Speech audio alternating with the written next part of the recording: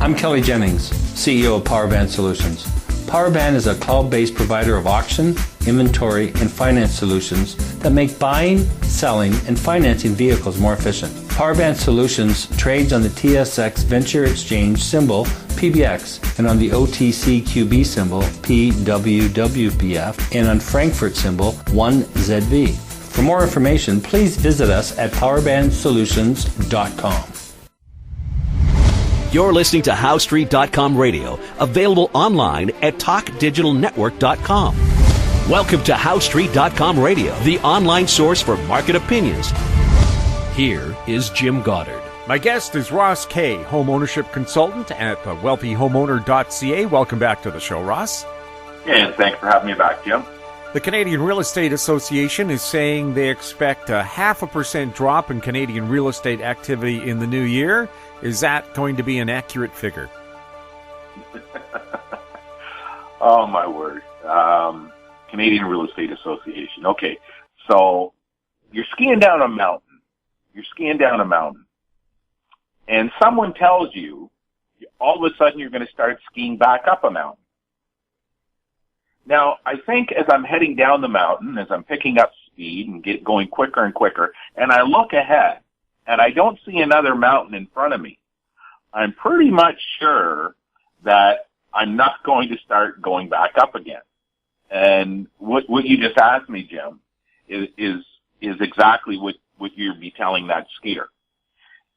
The housing market right now, the velocity of the market in the negative direction is so great that a turnaround is impossible. So for the Canadian Real Estate Association to claim that the market is going to turn around, and unless were they talking sales, Jim, or were they talking prices? The word they used was activity.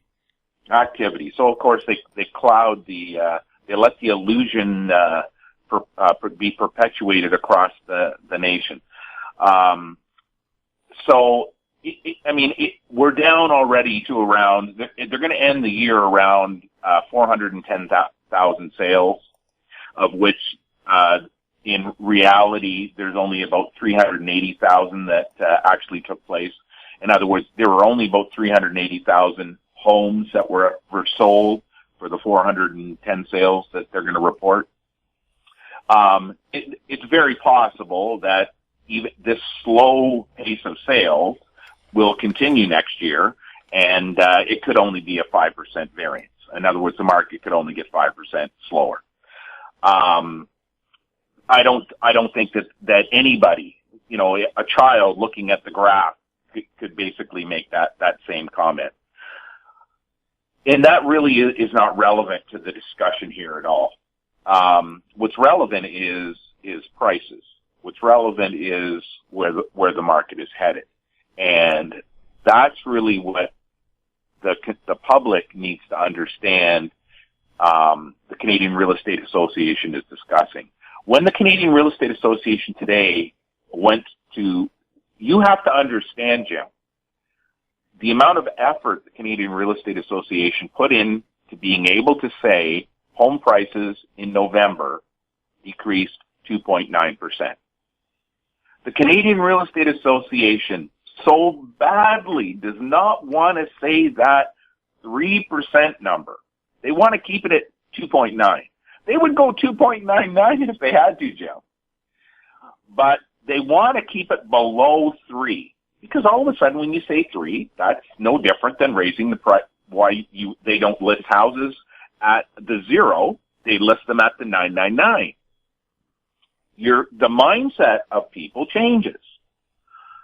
When the listeners are hearing the nonsense in the paper tape from the Canadian Real Estate Association, regardless of the compositional shift in sales, regardless of the geographical shift in sales, regardless of everything. Last year, the Canadian Real Estate Association in November claimed the average selling price in November was over $503,000, about $503,800. If you look at their numbers today, they reduced that by $1,200. They reduced it by $1,200 so they don't have to say it's a 3.2% decline. Because that's how important it is to the mindset of the public. When the Canadian Real Estate Association tells you the market stabilized, look what they did this summer. Oh, activity has increased this summer. 4 months. 4 months on this show, month after month after month, we kept telling people that's hogwash. It wasn't true. What happens in November? Oh, magically, they have to reverse course in what they were saying. And the fact was, actual sales, not seasonally adjusted, actual sales during those 4 months continued to plummet.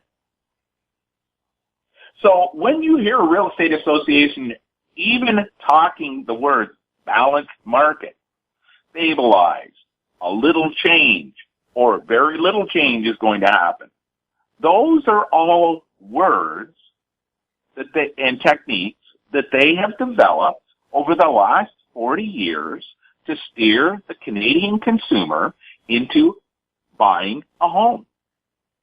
They will do anything to convince people to buy a home. Because if people don't buy a home, the Canadian Real Estate Association goes bankrupt. It closes up. The 125,000 realtors across Canada don't make any money. They will do anything, Jim, to convince innocent families to go out and buy a home tomorrow. They won't tell people, don't buy a home next year. Because if Canadians did that, their members wouldn't make any money. The association does not have enough reserves even to survive a year like that. They would all be forced to close up shop. So, when you hear a comment about the housing market may slip 5% next year, that's just code for we don't know what the heck we're talking about. That's why our forecasts for the last 25 years have never been true. Our forecasts have never turned out to be true. They have always turned out to be wrong. But we don't care. We just want you to go out and buy a house. Well, it seems to me their forecasts are right up there with the Bank of Canada forecasts. We never reach the GDP numbers they predict either. Well, the way that we look at GDP, Jim, and again, I'm not an economist. Proud to say I will never call myself an economist. But I do know how GDP is driven by the home ownership market and household consumption. Like, I know how that works. The reason I know how it works is because when you sell thousands of houses to thousands of families over decades, that makes me sound like an old man, you learn where those people spend their money. Canadians spend about 98% of all the money that they earn. They save only 2%. They spend 98%. So when they're talking GDP, you better be focused on where Canadians spend 98% of their money. You better not be worried about that little 2% where the entire economist infrastructure in Canada is focused. You better start being focused on the 98% of money that every single Canadian earns and then spends. I mean, think about it, Jim. Think about the magnitude of this statement. 98% of all the money earned in Canada in a year will be spent. Canadians will spend 98% of what they earn. The vast majority of that money goes towards taxes, and then the second amount of money that is spent goes towards your house, whether you rent that house or you own it, and all of the costs associated with taking care of that house where you live. Heat, hydro, maintenance, repairs, property taxes, renovations and improvements. After all that money is gone, taxes, the housing expense, Then you've got your food. Okay, now food's taken care of. Luckily in Canada, when we pay our taxes, our health insurance is covered. So in Canada, the difference between a Canadian housing market and an American housing market is, the reason why you can't compare the two markets is, Canadians' health care is paid for in their taxes. So when you're talking about after-tax money being spent on housing, Canadians are totally different than Americans, because Americans still have to spend money to get health insurance. It's why these affordability charts are all wrong. That said, 98% of your money that you earn, of all Canadians, all employed Canadians, every single Canadian who makes a dollar, 98% of that money will be spent. Now let's talk about GDP from that perspective. We'll have more with Ross Kay right after this. Avon Resources Limited is a gold exploration company with significant projects in British Columbia, Saskatchewan, and the Yukon. Trading on the TSX Venture Exchange, symbol ABN, and the pink symbol ABN-AF. Surrounded by world-class gold deposits and mines, Avon's 23,000 hectares Forest Kerr Gold Project is located in the heart of the Golden Triangle in northwestern BC. For more information, visit us at avonresources.com. Grand Portage Resources recently completed the 2018 drill program on its 100% controlled Herbert Gold Discovery property located in the prolific Juneau Belt in southeast Alaska. Drill results are expected through late 2018. Past drill results included numerous multi-ounce gold assays on multiple veins. Grand Portage trading symbols are GPG on the TSX Venture, GPTRF on the OTCQB, and GPB on Frankfurt. For more information, please visit our website, grandportage.com. Welcome back. We're speaking with Ross Kay. Ross, we've seen the stock market falling some days quite rapidly, sometimes a little chip off the block. But in reality, I think the Standard & Poor's and the TSX are now at even or below what they were at the start of the year. Is a falling stock market good or bad news for homeowners? Okay, so the falling stock market. So I will express how we look at it. First of all, any commentary about stocks, the stock market, the financial markets, bonds, I am not qualified to talk about. I'm not. I do not study those markets. I cannot tell you whether a stock is a smart buy or not. I know there are other people who talk on House Street. There are lots of experts out there who are qualified to talk about the stock market. I'm not qualified to talk about the stock market. That said, I can tell you that I would have sold stocks in the American for American home builders a year ago. If you had followed our advice on the American housing market and simply sold your builder stocks in the United States, which is a big category of stocks in the States, you would have been rich now. If you had shorted them, you would have been rich. You wouldn't be listening to this show. You would be down south somewhere. But the stock market and the wealthy homeowner do work together. And this is why it matters, Jim. We don't believe you should ever sell your house. We believe you should own your home till the day you die. We do not believe you should ever sell your stocks. You should hold those stocks until you die. That's how we approach life as the wealthy homeowner.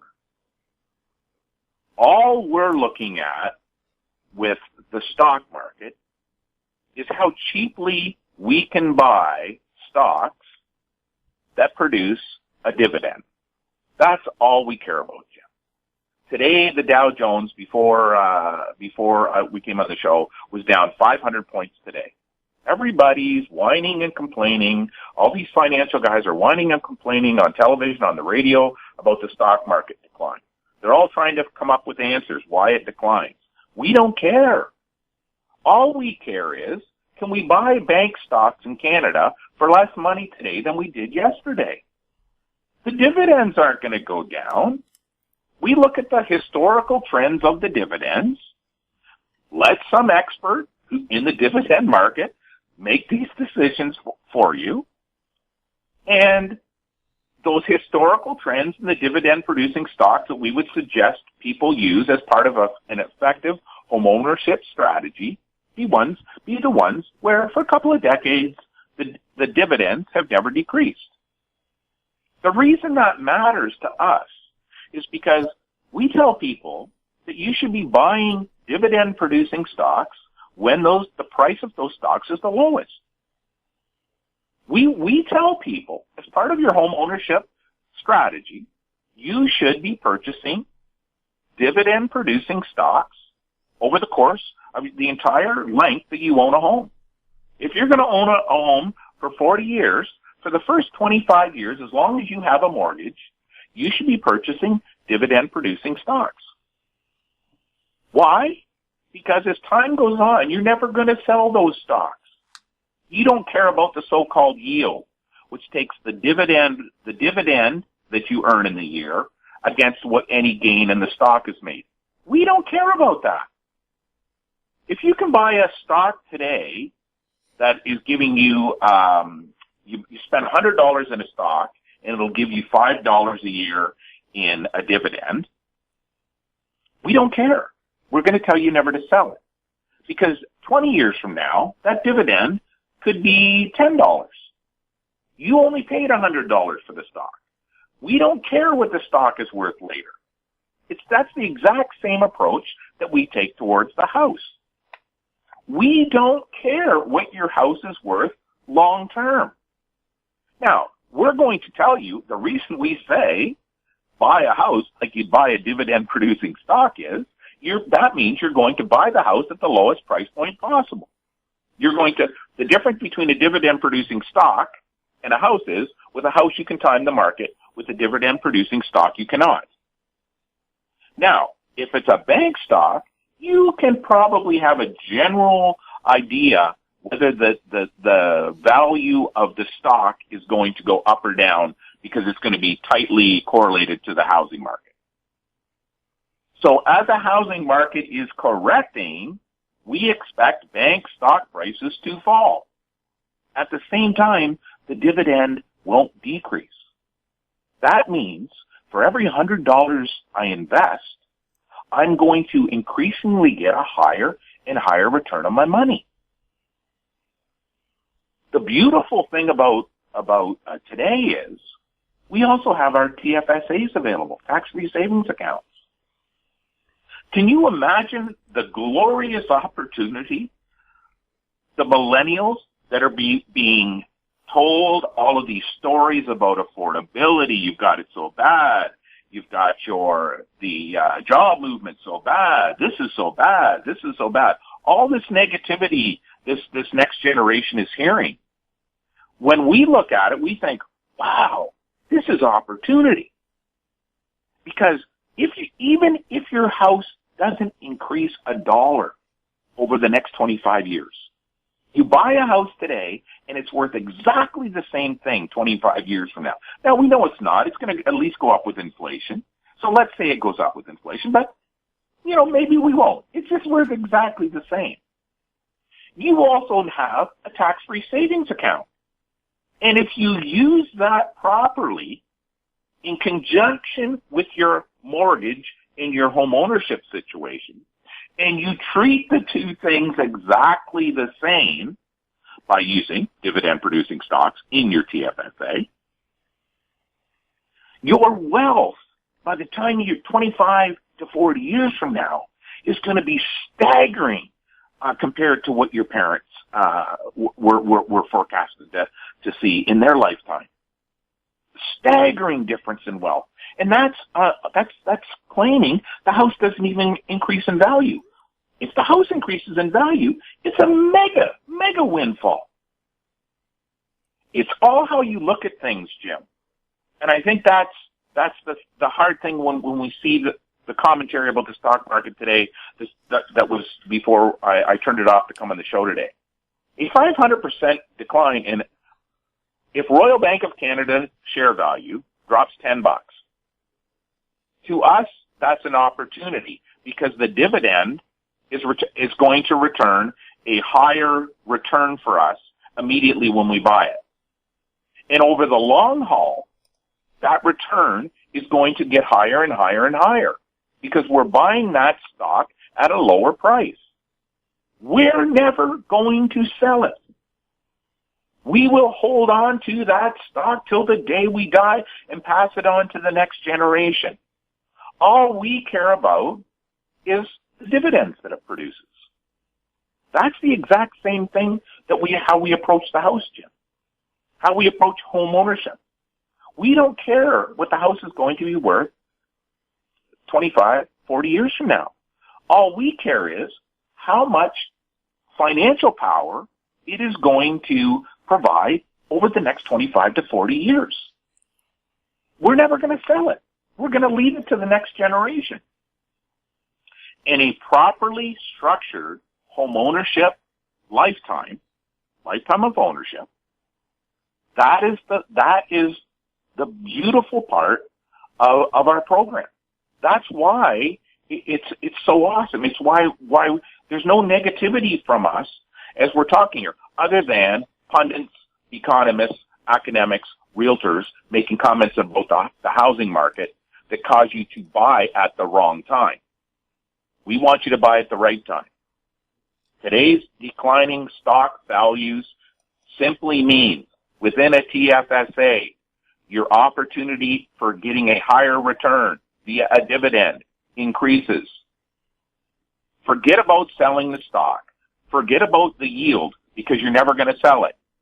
Just look at the return on the price that you paid for the stock. That return is your dividend. Talk to a financial advisor. Talk to an expert in the bond market. Talk to an expert in the dividends market. Talk to an expert in the stock market. Don't talk to me. I don't know which ones to buy. I don't know what time you should buy it, when you should not buy it. All I know is the way that you approach the situation, what you believe matters to you is the only thing that matters. What you should believe is, I'm never going to sell my house. I'm never going to sell my stocks. I want to use my house and my stocks to produce an income for me in retirement. I'm not going to rely on the government. I'm not going to rely on a pension plan. I am going to rely totally on my home and how I have lived my life as a homeowner for the next 40 years.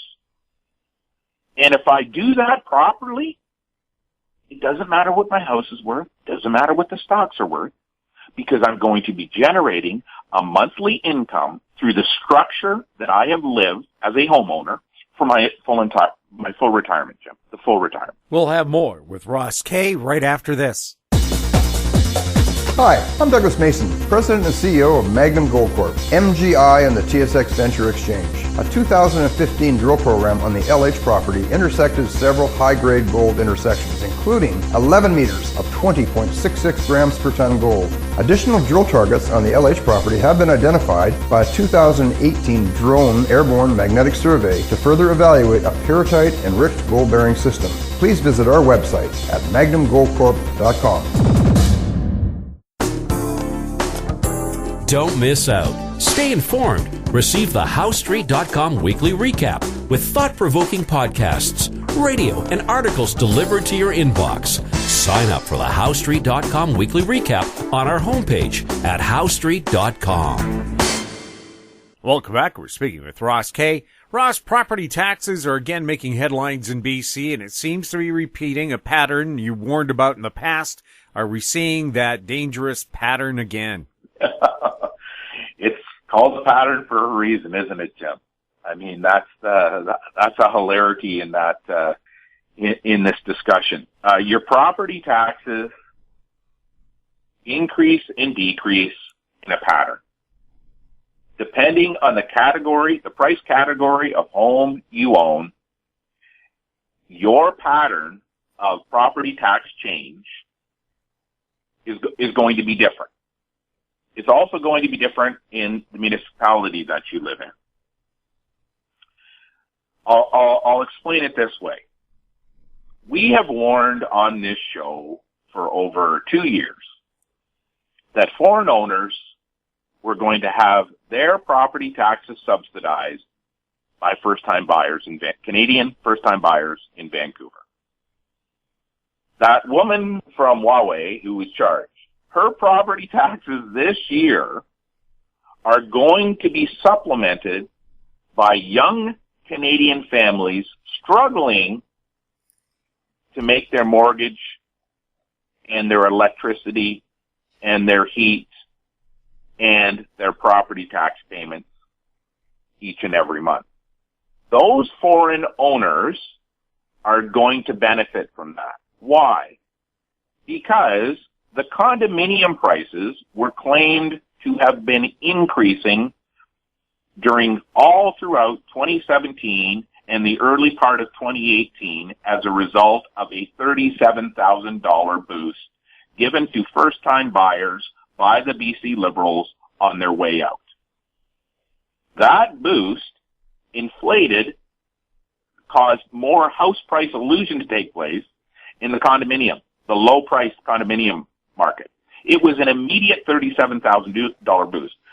Listeners can go back to the other shows and hear my commentary about how that works. Long story short, at the same time, single detached homes have fallen in price.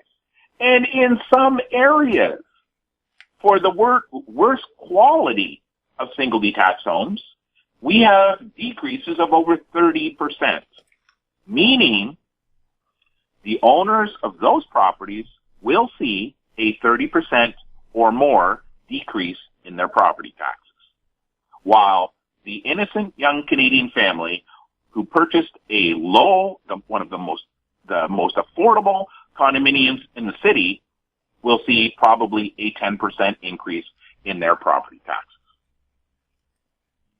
The reason with the property tax cycle matters is because it is a huge hit.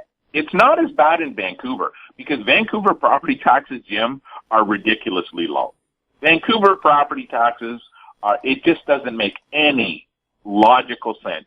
The property taxes as low as they are, especially when you drive out to Abbotsford and find out what their property taxes are like. What matters is that the type of home that you're buying, if you're buying that home at the wrong time or the assessment comes in at the wrong time, you're going to be paying for years higher property taxes than what you should, while other segments of the market will be paying lower property taxes than they should. What's unique about British Columbia, specifically about Vancouver and Victoria, because the number of single detached homes are so small as a percentage of your overall housing stock. Every foreign owner who is allowed to buy a Canadian single detached home in Vancouver automatically gets subsidized in a housing correction. They get the most subsidization in a housing correction. Your young Canadian families purchasing the lowest priced properties in the community are harmed in a correcting housing market because their property taxes go up. At the same time, their properties are the last ones to see a decrease in value, but that percentage decrease in value they see 2, 3, 4, 5 years later is far more financially devastating than that of the single detached wealthy foreign owner of a single detached home in Vancouver. Property taxes, the entire way that they are designed needs to be changed. Certainly does not need to be changed the crazy way Thomas Davidoff suggested they were changed, where he wants to start putting a wealth tax on people because of their real estate. Earlier in the show, we explained to people, Canadians are already spending 98% of all the money they make. The vast majority of that money goes towards home.